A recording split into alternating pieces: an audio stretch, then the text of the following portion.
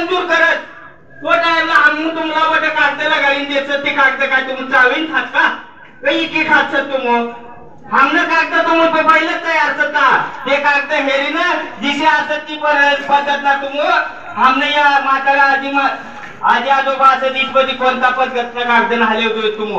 वेळोवेळी तिसला लागत हयातीनं दाखलो लावा अपडेट करी लावा आधार अपडेट करा ही काय तमाशूला गाडी देणार आमो संजय गांधी वालसना हाफेजला आम्ही हाती आम्हीच चेतावणी देणं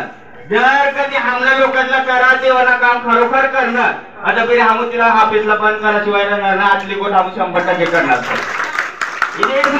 जातीवादी सरकार असं ही सरकारनी नीतिमत्ता ठिकाण पण आम्ही आपला समाज लोक असत इसला कधी तरी डावलाला प्रयत्न करत देश नुसता एक प्रकारचा आवाज फक्त नुसता धार्मिक भावना भडकावण्याचं काम देश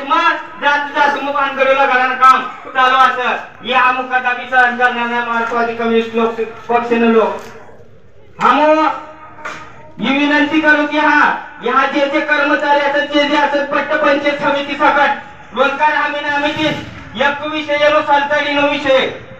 10,003 नावना जर घरकुल मंजूर होईल तिला तर मयत घोषित करणं होईल तुम आणि तिना पैसा बिचराने रोजगार हमी बिचराने खाता वर्ग करतो ती एकदम लाजीरवाणी कोट असं रोजगार हमी लांबणी विनंती असं जर कधी इसरा प्रकरण आढळलं आणि ते हनुमत अमूत असोचा फोडी टाकतो त्यातल्या अमूत हिंमत आपली ध्यान ठेवलं जोपर्यंत आपली एकता मजबूत असते तोपर्यंत कोणताही अधिकारी आपला काही ठिकाणी शक्य नाही असत ही ध्यान ठेवतो तुम आणि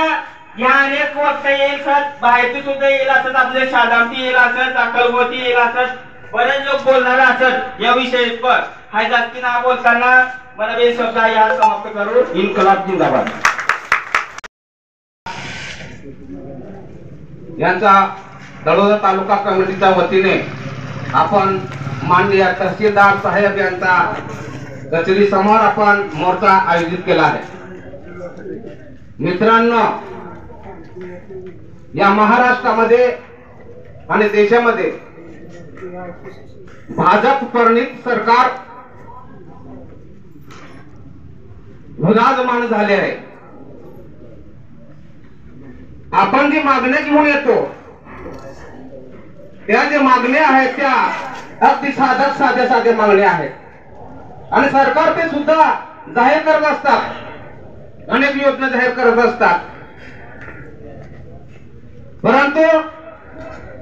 त्या निवड कागदावर राहत असतात आणि गोरगरीब लोकांना त्या तोंडाला पाणी पुसण्याचे काम करत असतात हे धर्मांध आणि जातीवादीचे सरकार हिंदू आणि मुसलमान याच्यामध्ये वाटणी करायची आणि गोरगरीब आणि शेतकरी आणि शेतमजूर आणि कामगार लोकांमध्ये